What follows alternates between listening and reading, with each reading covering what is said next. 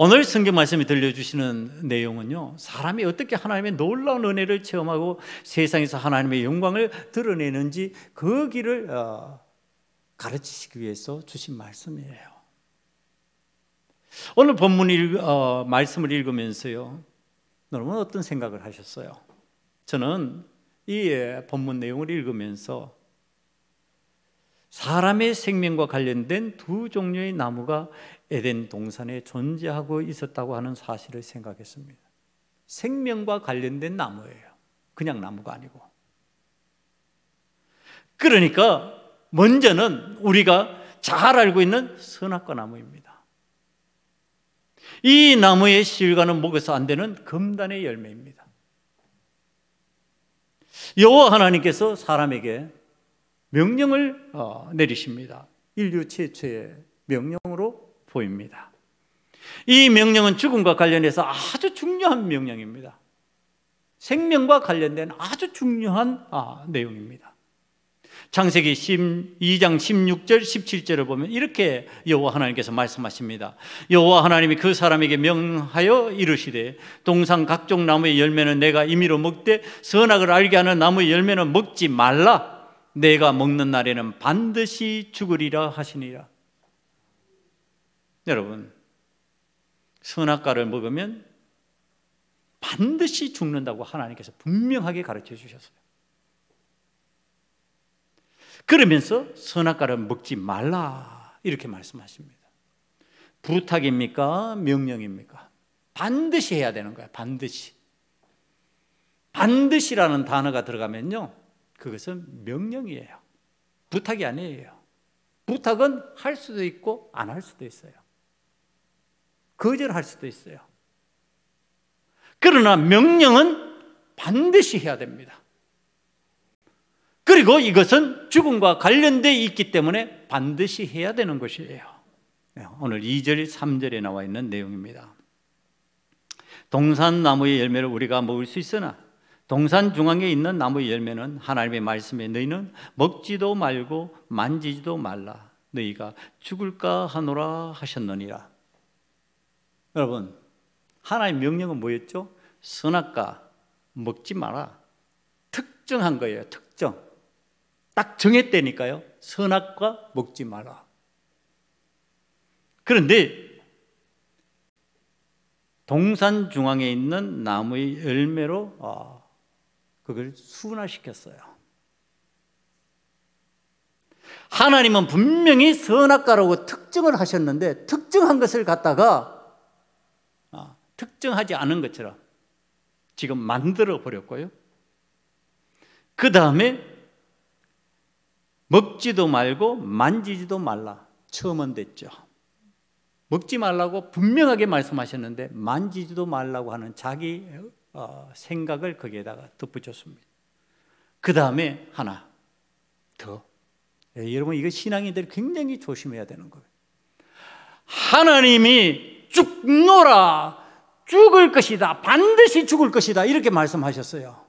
그런데 내가 어떻게 받아들여요? 아니, 하나님은 사랑이 많으셔. 사랑의 하나님이시잖아. 그러니까 안 죽이실 거야. 그래서 나온 말이 뭐예요? 죽을까 하노라예요. 하나님은 분명히 죽인다고 그러셨어요. 그런데 죽을까 하노라로 바꿔버렸어요. 왜? 내가 하나님을 생각하는 방식으로 생각하는 거예요. 하나님이 가르쳐 주신 말씀대로 생각하지 않고 내 생각대로 각색해버리는 거예요. 여러분, 이게 신앙적으로 아주 신앙이 황폐해지고 사단의 유혹에 넘어가는 방식의 사고 방식이에요. 그러니까 말씀을 접근할 때 굉장히 조심해야 되는 거예요. 하나님의 명령은 단순하다니까. 예수 믿고 구원받는다, 단순해요. 여러분, 예수 믿고 구원받아서 천국 간다, 단순해요. 어렵지 않아요. 복잡하지 않아요. 복잡하게 꼬아버리면은 진리에서 비진리로 넘어가요. 묘하게 구조적으로 그렇게 되어 있어요. 지금 이 하와의 여자의 말을 들으면은요, 반은 맞고 반은 틀린 말이에요. 동산나무의 열매를 우리가 먹을 수 있으나, 이거 맞죠? 맞죠? 그런데 동산 중앙에 있는 나무의 열매는 하나님의 말씀에 너희는 먹지도 말고 만지도 말라 너희가 죽을까 하노라. 이건 틀려요. 안 맞아요. 여러분, 지난주에도 말씀을 전했던 내용과 겹쳐지는 부분이 이거예요. 여러분, 반은 진리고 반은 거짓이야. 반은 참이고 반은 거짓이에요. 반은 옳고 반은 걸러요. 그런 거예요. 그러면 어떻게 돼요? 그게 진리예요? 그게 진짜예요? 그게 옳은 거예요? 여러분, 성경은 그런 방식으로 말하잖아요.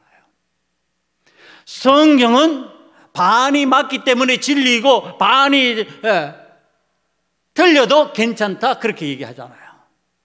반이 참이고 반은 거짓이므로 그런데 괜찮다? 아니에요. 여러분, 성경이 가르치시는 내용은 모두 참여해야 하고 모두 진리여야 하고요, 모두 옳은 것이어야 해요. 여러분, 예수를 믿고 구원받는다? 여러분, 이거 옳은 거예요. 예수님 이외에는 방법이 없어요. 우리는 그 방법을 받아들이고 그렇게 예수를 믿기로 작정해야 되는 사람이에요. 예수님 말고도 되지? 종교다원주의예요. 어떻게 해든지 꼭대기로 올라가면 되지. 산꼭대기에 올라가는데 여러 길이 있잖아. 아니, 구원의 길은 하나밖에 없다고 그랬어요. 여러분, 여러 가지 길로 올라갈 수 없어요. 여러 가지 길이 통용되지 않아요. 그건 비진리예요. 그것은 올라간다고 하는 목표는 맞는 것 같은데 예수님 아니고는 다 거짓말이에요. 지금 뱀의 형상을 한 사단을 표현하는 표현 방식이에요. 죄를 품은 간교한 자다 이렇게 말합니다. 이 간교하다는 것은 그 속에 지혜와 관련된 어떤 내용도 있다는 뜻입니다. 자, 이 간교한 사탄이요, 사람의 말 속에 숨어 있는 의미를 빨리 파악을 했지 않을까? 여러분, 그렇게 생각을 해야 됩니다. 이 하와가 하나님의 명령을 정확하게 그대로 전달하지 않았습니다. 자기의 뜻을, 자기의 생각을 가미하고 자기의 판단을 그 속에다 집어넣어 버렸습니다. 사랑이 많으신 하나님이니까 나 안 죽일 거야? 그러니까 죽을까 하노라로 바꿔버렸습니다. 그러면서 그걸 전달하니까 빨리 알아차린 거죠. 이 여자가 하나님의 명령을 적당히 자기의 감정대로 받아들이는구나. 하나님의 명령은 곧이곧대로 받아들여야 하는데 적당히 자신이 받아들이고 자신이 하고 싶은 대로 각색하는구나, 이걸 알았습니다. 그러니까 이 정확하게 하나님의 말씀을 받고 표현하지 않는 이 여자의 마음을 읽고 인간의 감정을 가지고 이제 다가오기 시작합니다. 이 부분을 건드리는 거예요. 그러면서 하는 말이 4절 말씀입니다. 4절 말씀이 아주 중요한데요. 뱀이 여자에게 이르되 너희가 결코 죽지 아니하리라. 하나님은 사랑의 하나님이시지. 너도 잘 알지? 절대로 안 죽어. 절대로 너희는 죽을 리가 없어. 이렇게 말하는 겁니다. 여러분, 자, 이제 여기에서 우리는 하나님의 뜻, 하나님을 믿는 믿음의 사람들이 정신 바짝 차려야 되는 거죠. 여러분, 지금 분명히 하와의 말을 이어받아서 죽을까 하노라 그러니까 너희는 결코 죽지 않아 그러고서 이제 거기서 연결시킵니다. 그 감정을 건드려 놓는 거예요. 그러니까 이 말이 지금 하나님의 명령에 딱 갖다 대면요, 정반대의 말이 돼버려요. 하나님은 반드시 죽는다 그랬는데 결코 죽지 않는다는 말로 싹 바뀌어져 있어요. 이게 신앙인들이 정신 바짝 차려야 될 내용입니다. 아니, 지금 이 하와가 결코 죽지 않는다는 의도로 얘기한 건 아니에요. 위험성이 있다는 얘기를 분명히 하고 있어요. 그런데 사랑의 하나님을 이해했을 때 그런 방식은 아닐 것이다 그러고서 자기의 지식을 거기다 첨언한 거예요. 자기의 감정을, 자기의 생각을 거기다 넣은 거예요. 그랬더니 사단이 그것을 받아가지고 너희가 결코 죽지 아니라 하리라 그러고서 하나님의 명령과 정반대되는 것을 딱 내놓아 버렸어요. 여러분, 이 상황이 되면 어떻게 될 것 같아요? 제가 만약에 이런 상황이 됐다 그러면 아차 싶을 거예요. 아이고, 내가 내 감정을 실어서 지금 적당히 하나님의 뜻을 각색하며 표현했더니 사단이 하나님의 말씀을 거역하는 말을 쏟아내는구나. 이게 정신은 번쩍 안 차려져요? 하나님이 죽는다 그랬는데 안 죽는다. 여러분, 죽는다 그러는 게 좋아요? 안 죽는다 그러는 게 좋아요? 안 죽는다 그러는 게 좋잖아요. 안 죽는다는 말이 내 가슴에 더 들어오잖아요. 그거 받아들이고 싶잖아요. 그때 우리가 어떤 마음을 가져야 되느냐? 하나님의 말씀이 이게 아니라고 그랬지, 이게 들어야 된다는 거예요. 하나님의 말씀이 이거 아니잖아. 죽는다 그랬잖아. 근데 왜 내 마음에 안 죽는다는 마음이 자꾸 들지? 이거 잘못됐잖아. 이렇게 이 생각을 하면서 내가 반드시 죽는다는 하나님의 말씀을 죽을까 하노라로 바꿨구나. 이렇게 돼야 되는 거죠. 여러분, 이것을 찾아내는 것을 우리가 뭐라고 그래요? 회개라고 그래요. 하나님 앞에서 회개해야 되는 거죠. 그리고 빨리 사단의 말을 바로잡아야죠. 아니, 죽는다고 그러셨어. 반드시 죽는다고 그러셨어. 이게 여자가 해야 될 일이었어요. 그런데 안 해요. 여자가 가만히 있어요. 그러니까 사단 마귀가 다음 말을 진행합니다. 이제부터 사단의 장문 실력이 나타나기 시작합니다. 글짓기 시작, 창작의 능력이 나타나기 시작합니다. 5절 말씀입니다. 너희가 그것을 먹는 날에는 너희 눈이 밝아져 하나님과 같이 되어 선악을 알 줄 하나님이 아심이라.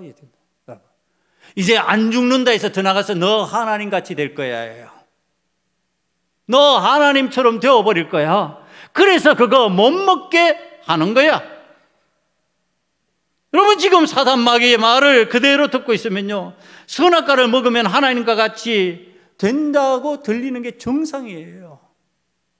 여러분, 그런데 이 말도 안 되는 말이 통하기 시작합니다. 그래서 여자하고 마귀하고 손잡고 보러 갔다니까요. 룰루랄라 하면서 어디야 한번 보자. 진짜 하나님 같아질 수 있는지 한번 보러 가자. 여러분, 이 말의 뜻은 무엇이냐면요, 이전에는 관심이 있었다 없었다? 없었다예요. 그러니까 새로 보러 가는 거지. 전에 봤다면 알고 있어 이래야 되는데 전에 안 본 거죠. 전에 별로 관심 없죠. 우리가 관심이 없으면 봐도 안 본 것처럼 되잖아요. 모르잖아요. 그러니까 다시 확인해 보러 가자. 확인해러 가서 봤어요.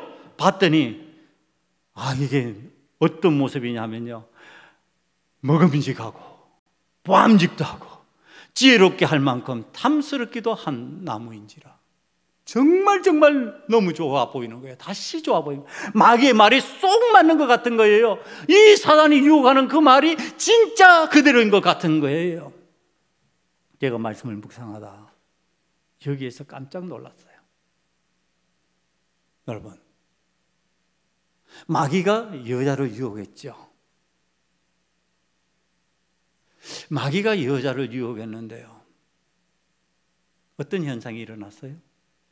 이제 여자가 남자를 유혹합니다. 저는 이거 보고 깜짝 놀랐어요. 내가 이전에 잘 생각하지 못했던 구조였어요. 아니, 사단이 여자를 유혹했는데 왜 사단이 남자를 유혹한 것처럼 되어버렸을까?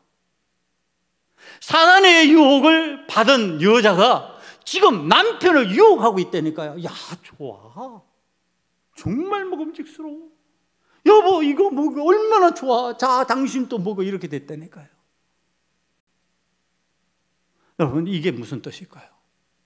제가 이 부분을 이해하면서 이게 우리의 실상에서 나타나는 일이겠군요.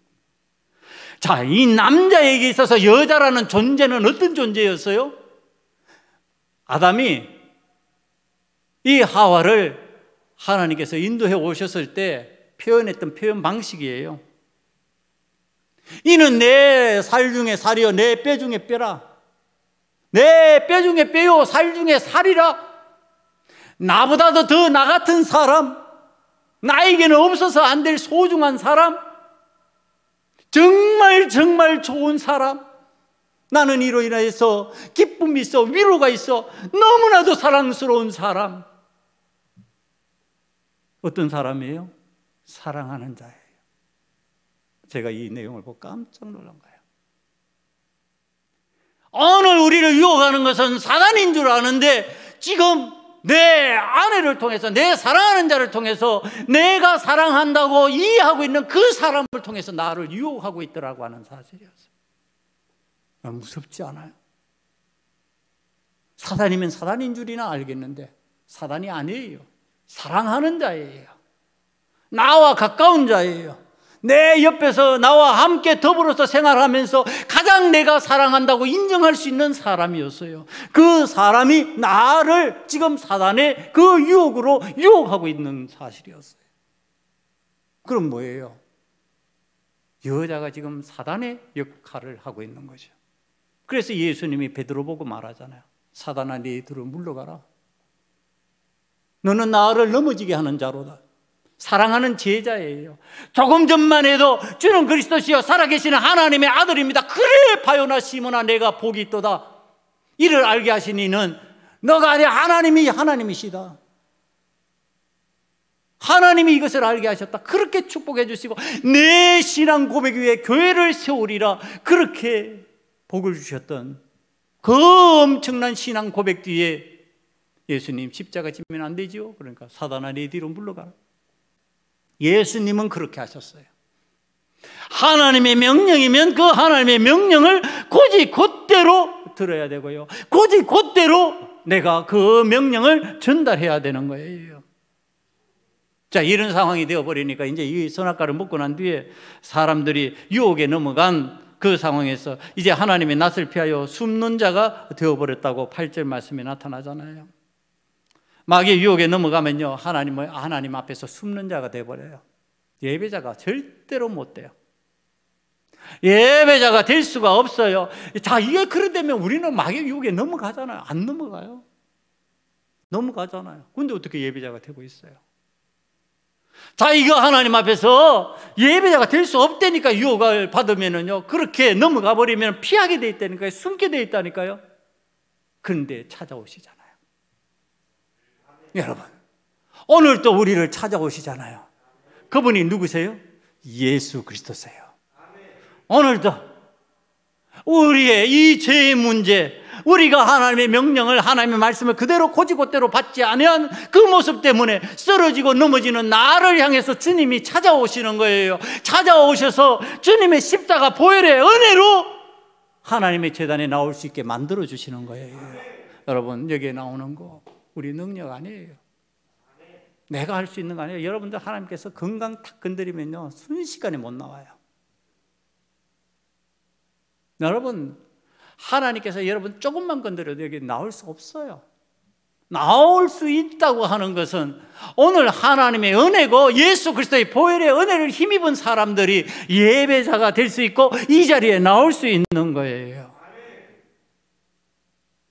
오늘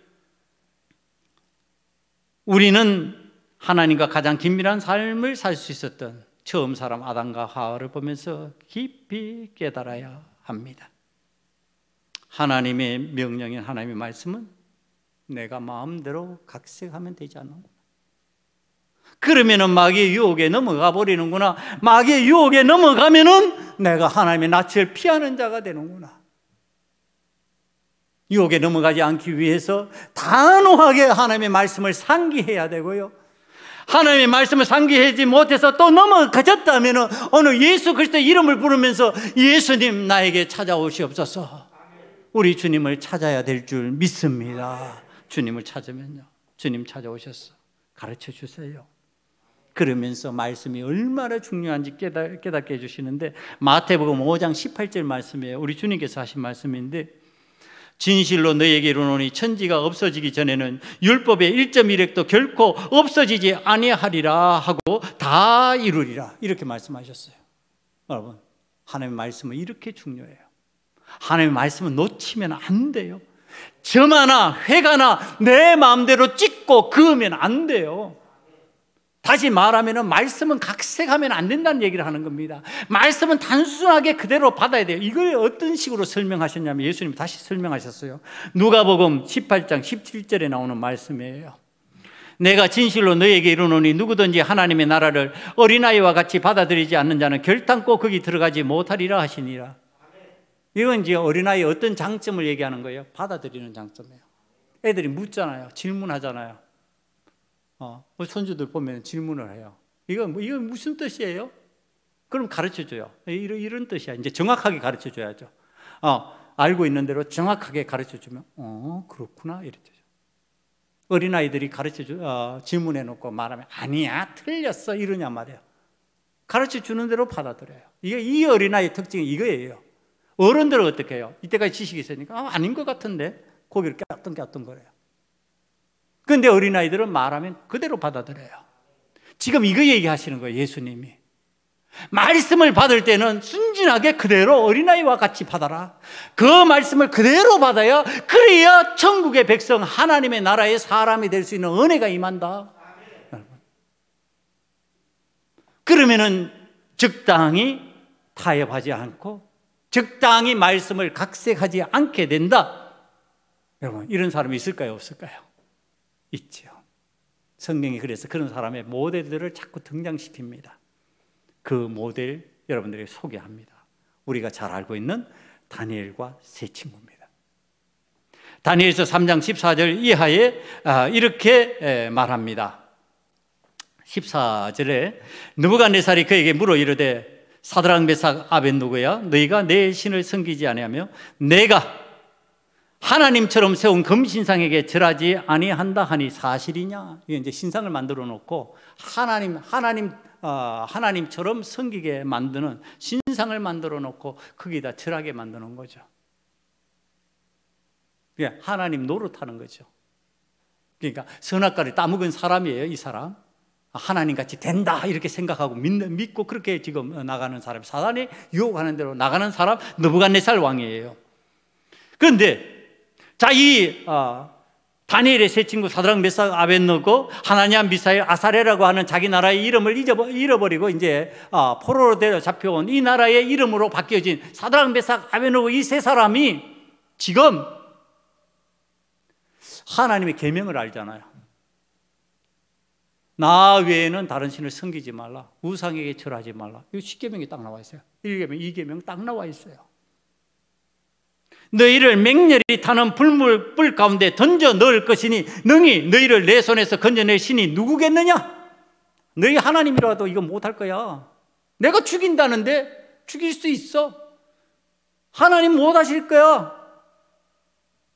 그러니까 자, 이 다니엘의 세 친구가 하는 말씀이 17절에 등장합니다.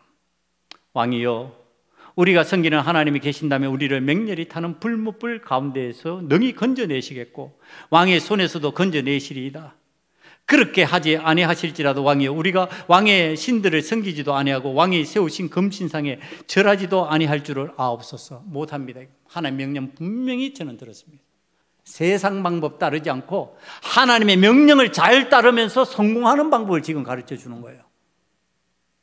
마귀의 유혹에 넘어가지 마라. 사탄의 유혹에 넘어가지 마라. 명령은 분명하다, 명확하다. 분명하고 명확한 것을 받아들여라. 받아들이고 순종하고 나아가라. 그러면 산다. 그러면 높여진다. 그러면 성공한다. 지금 가르쳐 주시는 거예요. 세상의 유혹에 단호했던 이 세 친구들, 사랑하는 소금은 약교회 성도들, 우리도 할 수 있어요. 왜? 그들과 우리는 성정이 같으니까. 사단의 유혹을 물리치고 하나님의 말씀 위에 선명하게 반응하기만 하면 돼요. 명령을 그대로 받아서 명령을 그대로 실행하려고 애쓰고 힘쓰면 돼요. 여러분, 그때 하나님의 영광이 드러나고 이 땅에서 우리들이 하나님의 사람들이 높임을 받으면서 쓰임을 받는 역사가 저와 여러분에게 일어날 줄 믿습니다.